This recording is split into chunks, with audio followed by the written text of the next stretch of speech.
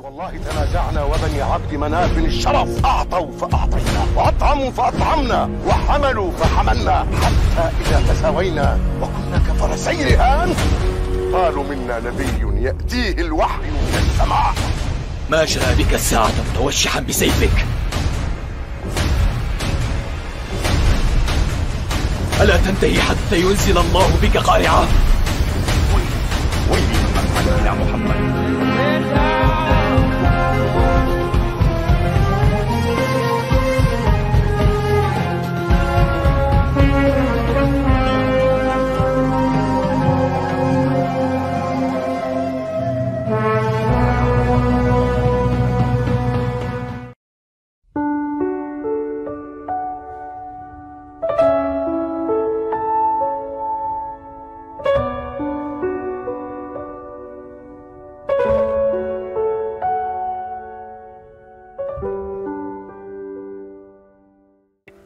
Bismillahirrahmanirrahim. Assalamualaikum warahmatullahi wabarakatuh. Pada kesempatan kali ini saya akan menyampaikan sejarah mengenai detik-detik wafatnya Sultan Abdul Hamid yang kedua.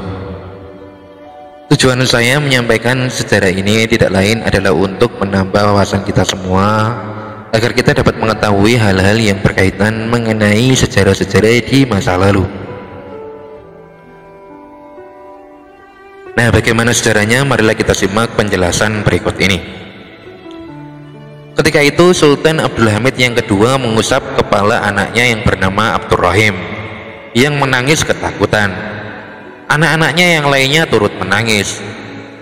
Perjalanan dari Sirkeci Istanbul menuju ke Solinika Yunani penuh dengan misteri.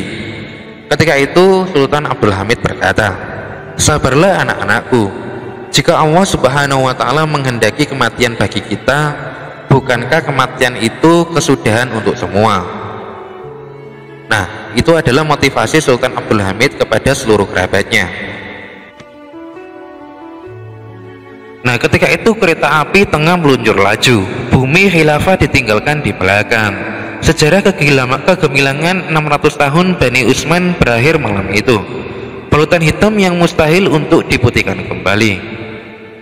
Nah, di tengah suasana malam yang sejuk, Sultan Abdul Hamid yang kedua melonjorkan kakinya di atas bangku kereta api sambil dipijit-pijit oleh anaknya yang bernama Fatimah. Ketika itu Sultan mengatakan, "Sabarlah anakku, negara tidak tahu apa yang telah mereka lakukan kepada umat Nabi Muhammad ini." Kemudian Sultan mengusap wajahnya yang bergelinang air mata. Terlalu lama Sultan dan keluarganya dikurung di istana kumuh milik Yahudi. Mereka dikurung dalam kamar tanpa perabotan sama sekali. Pintu dan jendela dilarang dibuka. Hari demi hari adalah penantian kematian sebelum mati bagi Sultan dan keluarganya.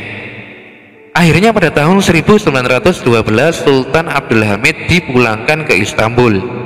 Akan tetapi anak-anaknya dipisah-pisahkan, bercerai-berai, dibuang ke Prancis menjadi pengemis yang hidup terlunta-lunta di emperan jalanan. Kondisi ini di pembuangan Salonika atau di istana tua Beylerbeyi Istanbul sama saja bahkan lebih parah. Sultan dan beberapa anggota keluarganya yang tersisa tidak dibenarkan keluar sama sekali. Bahkan hanya sekedar pergi ke pekarangan istana kecuali untuk sholat Jumat di luar istana, tentunya dengan penjagaan yang super ketat. Makanan untuk Sultan dan putra-putrinya ditakar sedemikian rupa, dengan kualitas makanan yang sangat rendah, bahkan seluruh hartanya dirampas habis oleh tentara Atatürk. Nah, hari-hari yang dilalui Sultan dalam pembuangan dan pengasingan sangat menyedihkan. Dia dan keluarganya selalu diancam akan dibunuh. Istana tua itu akan diledakkan. Pada suatu pagi selesai sholat subuh, Sultan memanggil putranya Abdurrahman, yang mana dialah ahli waris terpenting setelah ketiadaan Sultan nanti.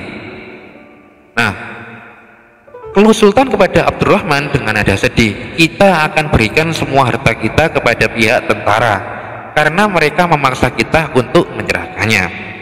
Nah, ketika itu putranya itu menangis terisak hebat. Dia menjadi amat takut dengan para tentara yang bengis itu.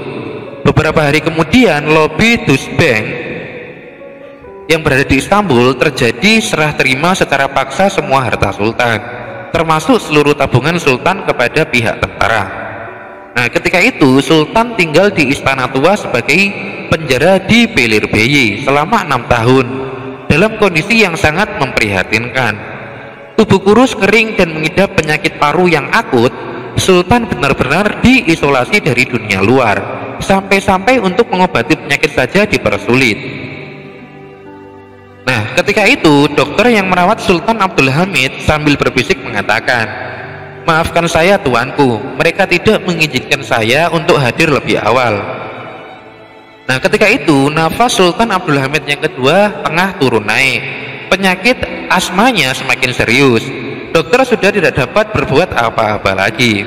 Nah, Sultan Abdul Hamid yang kedua mengembuskan nafas terakhir dalam penjara Beylikdüzü pada 10 Februari 1918, dan kepergiannya diratapi seluruh penduduk Istanbul karena mereka sudah sadar. Berkat kebodohan mereka membiarkan Khalifah Utsmaniyah dilumpuhkan setelah pencopotan jabatan kekhalifahannya 10 tahun yang lalu, maka seluruh penduduk Istanbul menangis dan dikatakan bahwasanya tiada sejarah yang mampu memendamkan penyesalan itu.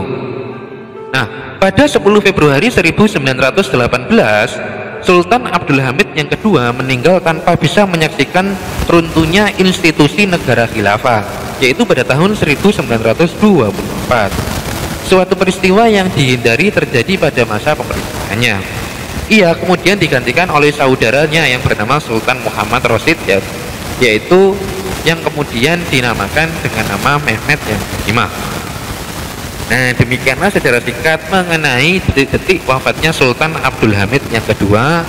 Semoga yang sedikit ini dapat bermanfaat dan dapat menambah wawasan kita semua, karena tujuan saya menyampaikan sejarah ini tidak lain adalah untuk menambah wawasan kita semua.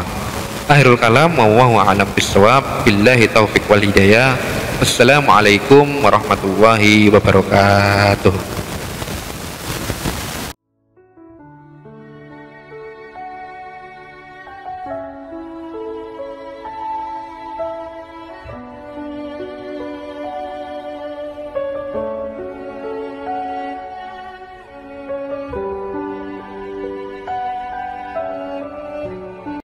بسم الله الرحمن الرحيم